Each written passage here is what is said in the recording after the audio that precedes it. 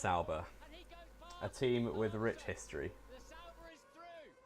One more Leroy Jenkins moment from Kamui Kobayashi before he waves goodbye to Sauber. Wasn't waiting for an invitation, just barged straight through. Raikkonen's going to have a go up the outside here, and I think he will make the pass on Villeneuve. Raikkonen very, very fast through Blanchimont and under braking into the bus stop.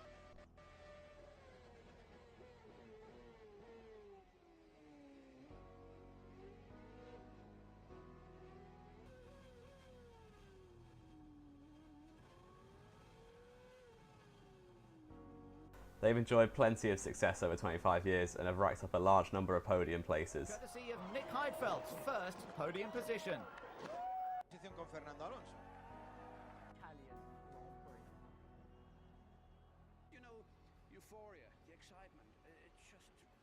And their biggest success so far came in 2008. Robert Kubica wins in Canada. He takes the lead in the Drivers' World Championship, and a star is well and truly born. But it hasn't all been plain sailing through the years. The back end just went away. That tyre barrier placed there specifically to catch wayward cars, and that is a heavy shot from Andrea de Cesaris, and that is disappointment indeed for the Sauber Mercedes-Benz team.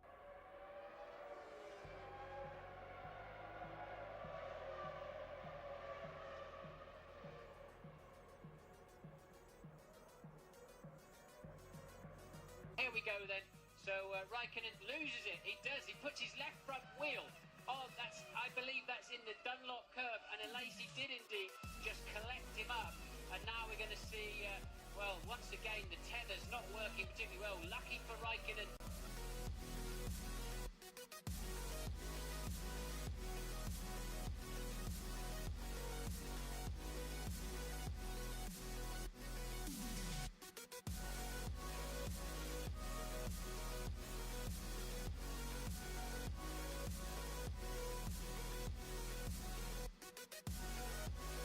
And 2016 was particularly disappointing. Back a bit, on the down the inside arm.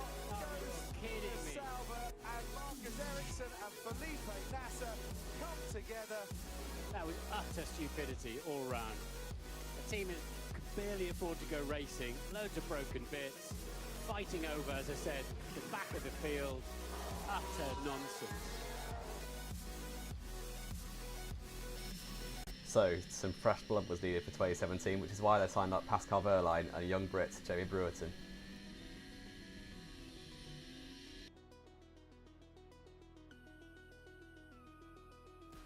There's a great spirit in the team.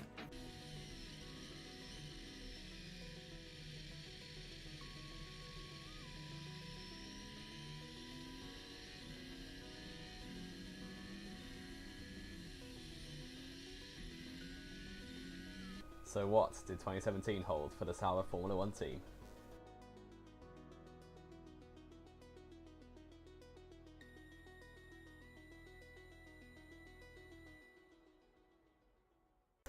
Hello, this is JO83 and this is the first episode of my career mode, and as you can probably tell by the intro, we are doing it with Sauber, so it's probably going to be an absolute grind to try and actually get anywhere near the points, but Pascal Wehrlein is my teammate.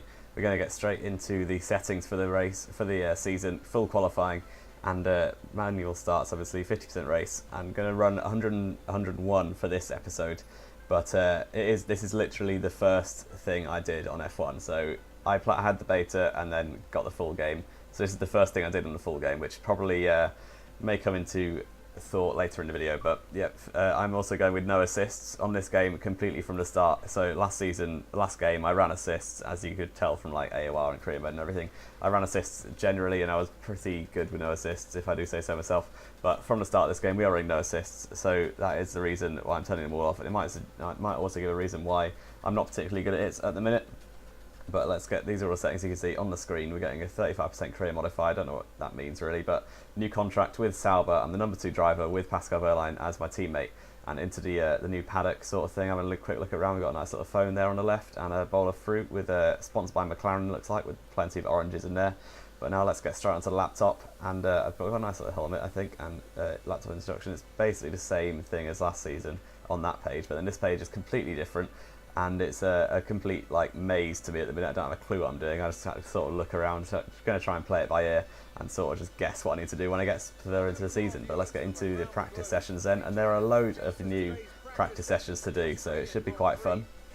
I think there's like 6 practice sessions to do. This is track acclimatization, which is the same as it was last year, and unfortunately I'm not very good at it. As you can see, plenty of green and red gates, so this might just about be good enough for the green score, but probably not much more than that. So coming around the final few corner, we get fully purple. No, we don't. We get a green score on the final corner. Open DRS, which is the bonus purple score for people who aren't very good, and I only got a green score on that run. But now the second run again, I've got a few green ones, no reds though, and it's getting quite a bit more purple, but then a red there as I missed the apex for the final corner. And one thing I did notice, this Sauber is absolutely appalling. You can see by some of the lap times, I'm like 4.5 seconds off of Kvyat at the minute. But then the very next lap, my final lap of track acclimatization, and it is fully purple until that turn when we got a green, and the final corner is purple on this occasion. And going open DRS down towards the line, it is a purple score, so we do get the, I'm not quite sure how many resource points, but we get the maximum amount. And then onto tyre wear test, and yeah, you can probably tell this was an absolute like awful affair. I'm 2 seconds down on the target time, and I'm very at the bottom with the tyre wear test, so no point doing that yet until I'm a little bit better at the game. As this was, as I said, I'm just trying to get laps in because this is my first experience on the game.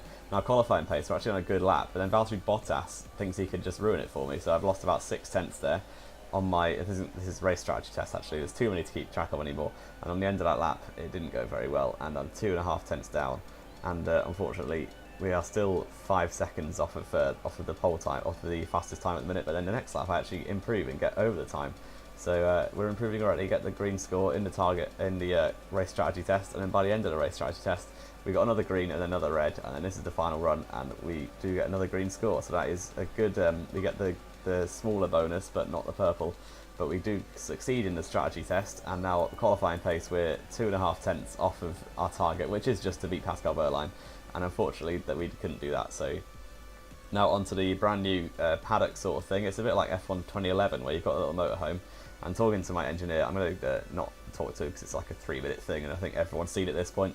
So onto the laptop, and this is the resource points and the R&D tree laptop, which is, I don't even know what to make of it at the minute. I'm just going to try and guess what's going on, to be honest. But I've got quite a few resource points. We got given quite a lot by the team, and I'm just trying to find a way around. I've sort of realised that the aerodynamics are definitely the Sauber's weak point. Well, the car is the Sauber's weak point, let's be fair, but the aerodynamics is something we can try and look to improve. I'm just looking around, trying to work out what I'm actually meant to be doing, but we confirmed the rear ring downforce upgrade, and that actually puts us above Haas in terms of the aerodynamics for the next race when that upgrade gets applied.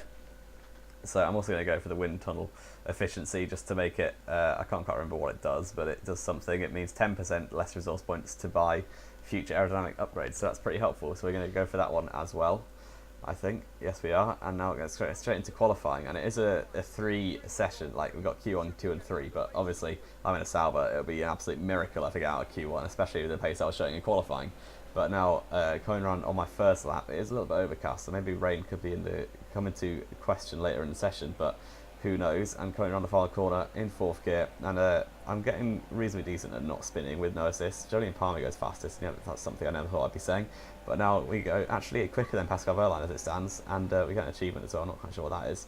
But Pascal Wehrlein currently slower than me, but now later in the session he's ahead of me again. But we're about to improve by about 5 or 6 tenths in this second run. And we have 3 sets of ultra softs to try and improve. And coming around the final corner down towards the line is going to be a low 27, looks like, maybe it's just a high 26, and we beat Pascal Wehrlein again. But now at the end of the session's over. Hamilton's on provisional pole for Q1 at the minute, but Wehrlein has once again improved, and I'm now trying to improve as well. But then unfortunately we've run out of fuel, so I was about 3 tenths up. That might have been enough to beat Wehrlein, but then we ran out of fuel, and that is going to be the end of my qualifying session. So unfortunately we're starting last in my first race for Sauber, which isn't that impressive. But yeah, not the best start to things, but I don't know how far off my teammate I was, Pascal Wehrlein. Let's have a quick look. Oh, I was 6 tenths off, so not that good. And we have the 2 McLarens and Julian Palmer also in the drop zone with me. But let's have a quick look at the grid. Obviously that was Q1, so the final grid was Vettel from Bottas, and then I'll let Crofty take you through the rest of it. Bottas that completes the front row. Looking down the rest of the grid, we have Raikkonen, Verstappen, Lewis Hamilton and Ricciardo, Massa, Stroll, Grosjean and Nico Hülkenberg, Kvyat, Magnussen, Sergio Perez and Sainz, Ocon, Palmer, Fernando Alonso and Stoffel van Dorn, Wehrlein, and a Sauber rounds off the grid. So onto race strategy then. It looks like quite a simple one stop, and starting on the I'm going to change it to ultra softs actually, because I want to get the pace at the start of the race, try and get a good start, get a few positions, and hopefully just hold people up really. I'm not expecting points at all. You saw my pace in qualifying, it was pretty shocking. And yeah, I'm going to overfuel the car by quite a bit to try and just run rich mix. And the fact that the lowest fuel I could do was plus 4 laps. So let's get straight into the grid then. 5 red lights are coming on now, and we are about to get underway for the Australian Grand Prix. And it is lights out and away we go. It looks like a fairly decent start. Pascal Wehrlein's got a good start alongside me as well, so does Van Dorn, but they're all on the super softs. I should have the superior grip on the ultra soft tyres. And down towards turn 1 now, we're going to dive it up the inside of Van Dorn and Palmer, and the Alonso and Wehrlein as well. Palmer's held it on the outside, so we're up into 17th, ahead of the 2 McLarens and my teammate. But now Julian Palmer into turn 3, we're going to try and overtake him, maybe do a dive bomb down a few other cars as well. We're diving up the inside of Palmer, Ocon and Magnussen's there as well. And we just about get alongside Magnussen. It's going to be side by side now through the middle sector. And we're side by side with Kay Magnussen, very, very close stuff. And this is unbelievable racing with Kay Magnussen. Still going side by side, wheel to wheel action with the Dane in the Haas. And we're going alongside now into turn 6. And we go up the inside and force him over the curb. And that should be that. And we have the position up into 14th place. So that's a very good start. Up into 14th, but now onto lap 2, and there's a yellow flag ahead, not quite sure what that is, but we're up into 13th now, and I'm not, someone's out the race, I think, and it is up ahead to Toro Rosso, Danny Kvyat, and he's got an engine failure or some kind of failure, and that's slowed up Sainz, and I think Perez as well, but obviously their cars are much superior to this Sauber, so it's going to be unlikely that we catch them or pass them at all, but interesting to see that Toro Rosso having reliability issues already, and there wasn't a safety car unfortunately, but now onto lap 2, the end of lap 2, Magnussen's going to go for a move up the inside. I block it though, and he's going to have to switch to the outside now, which he's going to do. I brake early because I'm on the inside line. He's going to go right around the outside. I've just hopped the corner a little bit, but Magnussen goes right around the outside. That is a bit annoying, but we're going to try and get in the slipstream, which doesn't really exist on this game, which is also quite annoying because that is basically how I overtook everyone last year. But up the inside of Magnussen, it's going to dive bomb, and we're going to try and force him out once again through the middle sector, going side by side with Kay Magnussen. Very good racing between us two, and we force him out over the curb once again, take back 13th place, but it only seems like a matter of time before he overtakes you really.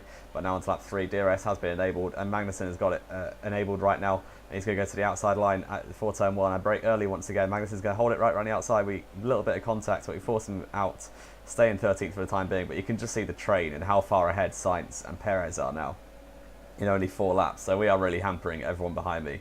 We're hampering their race chances completely, but Magnussen, we squeeze him onto the apex. He's going to get a good speed though through into turn 4, and he's going to go right around the outside, and I try and force him out, and Magnussen's held it there. What a move that is from Kay Magnussen, and this is great stuff from the AI that they actually try and race you this year. I'm actually loving it. And Magnussen's got that position, although it is a little bit annoying that he's overtaken me. It's really satisfying to actually race AI. Now, a lot of laps further on, we're on to lap 9, we're 10th place at the minute in the points, because a few of the front runner cars have pitted. But Ocon's going up the inside. I didn't really leave any space there, but he forced his nose in anyway. A lot of contact with Ocon, trying to just get him to leave me alone, but now onto the curb. We get oversteer onto Ocon's side pod. There's a bit of contact, but Ocon is I can't even don't know how to say his name, to be honest. But now around the final corner, and Ocon got very far ahead. And so is Julian Palmer now. We got a bad exit. Palmer's going past me. So is Massa. It was 3 wide momentarily. Into turn 1, they're going to go side by side. I'm going to try and just stay behind, try and pick up the pieces, but no, Palmer's blocked me, and unfortunately we haven't been able to overtake him. But now down towards turn 3, we're in a good position to go for a lunge. Massa pitted already, so he's on fresh ultra soft, so he's not really racing us at the minute. But Palmer's locked up a little bit. We go diving up the inside, lots of contact there, but we have just about forced him out, and around the outside off turn 4 into the car park section of the track.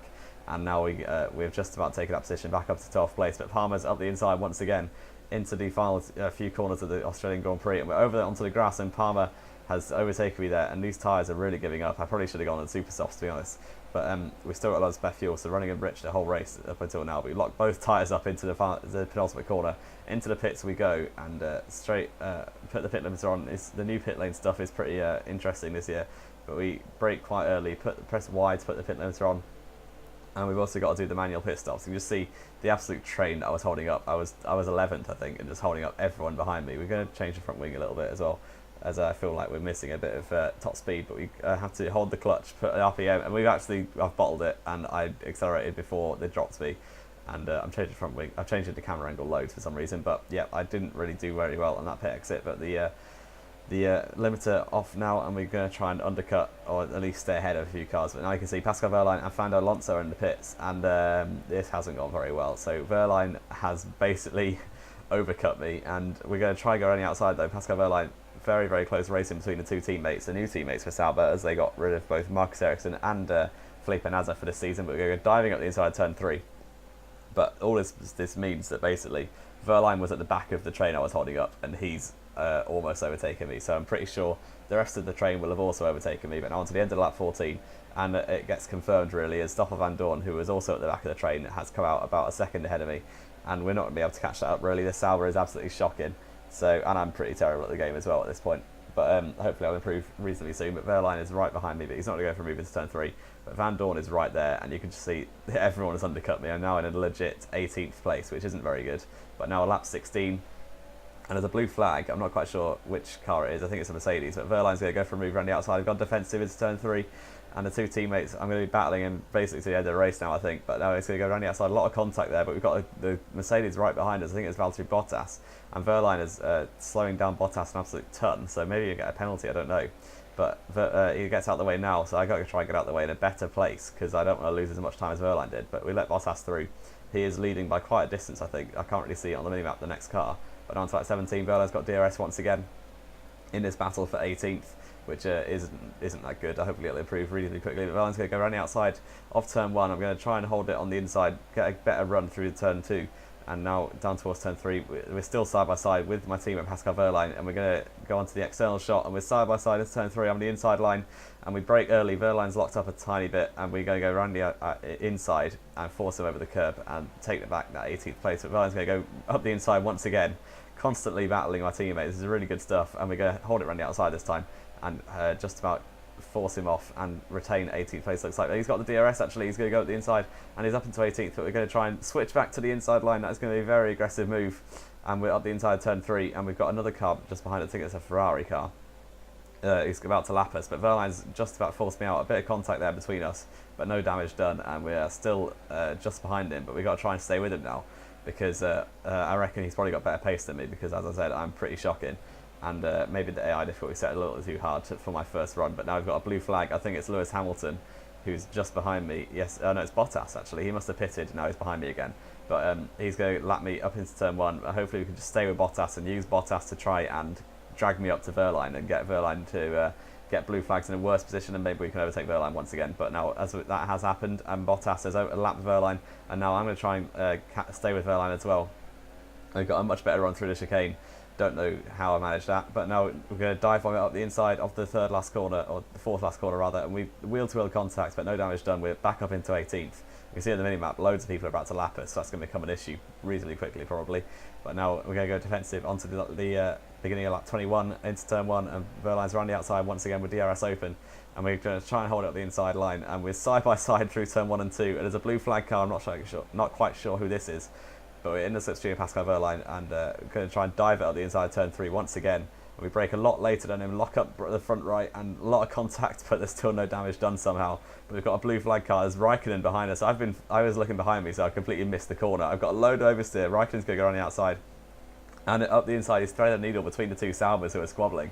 Myself and Verline still going at it. We've been side by side for about 4 corners now, and we're just about holding him off into the next corner, and we're up into P18. But Lewis Hamilton's behind me now, so we're going to have to let him through as well. And it seems like myself and Verline have hampered Hamilton quite a lot compared to how much we hampered Raikkonen, and have kind of ruined that battle for second place. So apologies to anyone, all the fans here, but that has basically not gone well for them. But now onto lap 22, onto lap 23 rather, and Verline has got the DRS once again. And my tyres are a few laps older than Verline, so he's going to get the... he's basically going to have better pace until the end of the race now. And he's overtaken me, and I couldn't hamper him that much, and I'm a bit too far back to dive bomb, and then the blue flag car ruined it. And Verline just pulled away, my tyres gave up, and unfortunately that is the end of the race. And Valtteri Bottas has won the race. Obviously I'm a lap down, so I'm finishing on lap 28. But my tyres really gave up at the end. I basically chose the wrong strategy, and I'm really bad at the game at the minute, so hopefully I can improve. I've played it quite a lot since now, and I'm pretty sure I'll be better for episode 2, which I haven't recorded yet. But that hopefully will be up either later today or tomorrow, but I'll get loads of videos up over the next few days. And if you want to see them, make sure to subscribe. And on the podium we see Bottas won with his fellow Finn Kimi Raikkonen in second place, and Lewis Hamilton running out the podium. And well done to them. The Mercedes are going to lead the Constructors' Championship with a first and a third. I assume Vettel was 4th, but I don't quite know. But Bottas winning on his debut for Mercedes in his career, and Raikkonen doing very well in second as well. So it's kind of the two number 2 drivers of Bottas and Raikkonen who have shown up their more superior in terms of driver ability anyway, teammates in Vettel and Hamilton. But the drivers celebrating their podium position. Hopefully one day we can be up there as well. Indeed, Vettel was fourth with the 2 Red Bulls in Perez, Sainz, Magnussen and Massa rounding out the points. And Massa did a 3-stop and still got 10th somehow. So that is, the Kvyat DNF, we came last and second last. So not too good. Hopefully we can improve quickly. But we've got the upgrades coming very soon. And yeah, that is going to be the end of this video. And leave a like if you did enjoy just getting the resource points and stuff. And the driver, the rivalry update, Verline's destroying me at the minute, as we saw that battle didn't go very well, but the driver approval, I don't really know what this means, but I assume it's something to do with the contracts for moving teams, but I won't be moving teams for a while, as this is Saving Sauber, or some other name which I haven't thought of yet, but now the rich guy is going to tell us about his cars. And if you missed that episode, that video, it went up yesterday, in the Pursuit Challenge in the 2006 Renault. We did that around Japan, that went up yesterday. I'll leave a link to it in the description. If you want to go and check that out, then please do. And if you enjoyed the video, leave a like, subscribe for more Formula 1 2017 videos. And this has been J183, and I will see you next time.